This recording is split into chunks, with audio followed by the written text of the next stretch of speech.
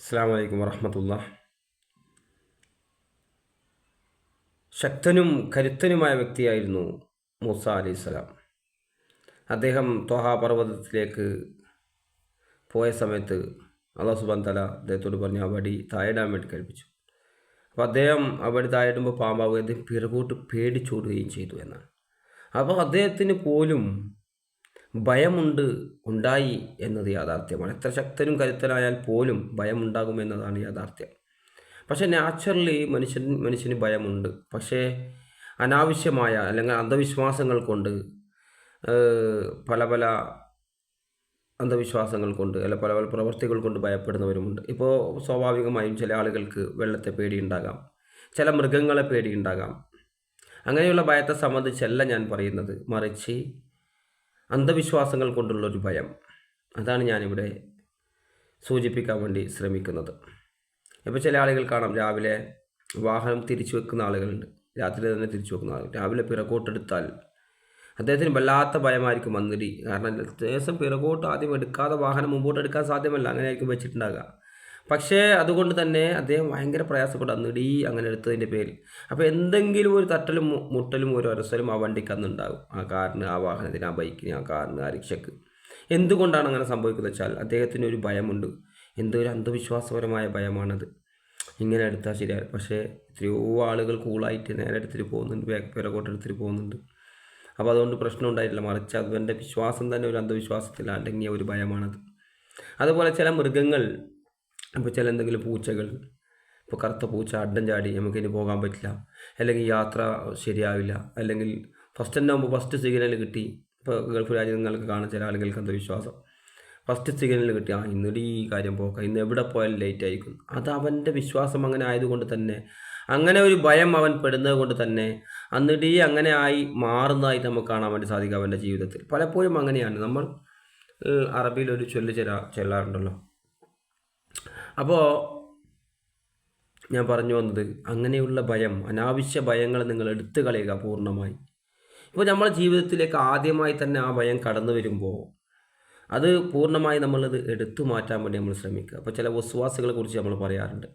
ചില ആളുകൾക്ക് എത്ര പൊതു കൊടുത്താലും ശരിയാവില്ല. ചില ആളുകൾക്ക് എത്ര നമസ്കാരത്തിനൊക്കെ കൈകെട്ടി ഇമാമ് റുക്കൂയിലേക്ക് പോയാലും ഇവൻ്റെ നിസ്കാരത്തിന് ആ കൈകെട്ടിയിട്ടായിട്ടുണ്ടാവില്ല.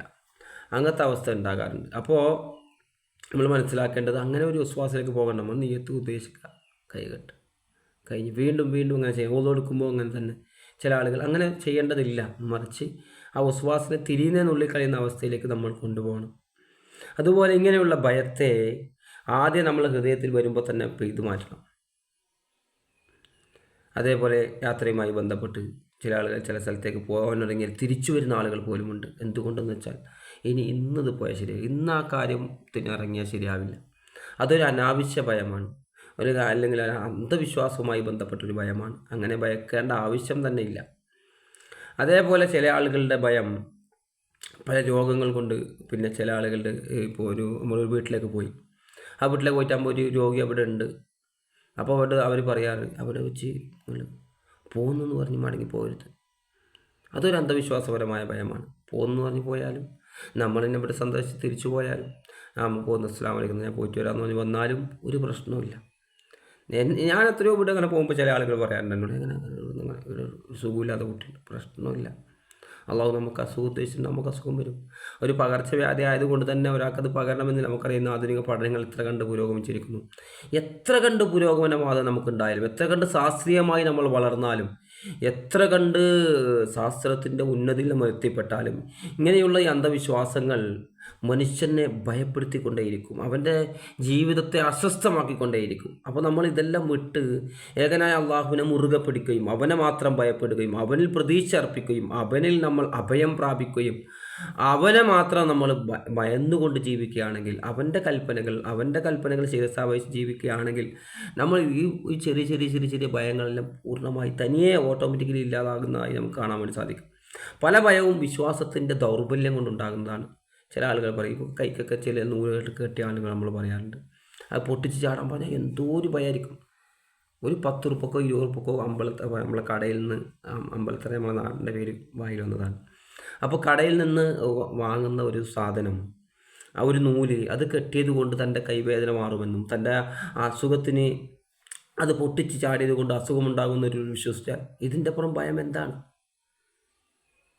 അങ്ങനെ കെട്ടുന്നവരെ കുറിച്ച് പ്രവാചകൻ പറഞ്ഞു തന്നെ എന്താ? അവൻ്റെ അസുഖം അത് വർദ്ധിക്കുന്നതല്ലാതെ കുറയുകയില്ല.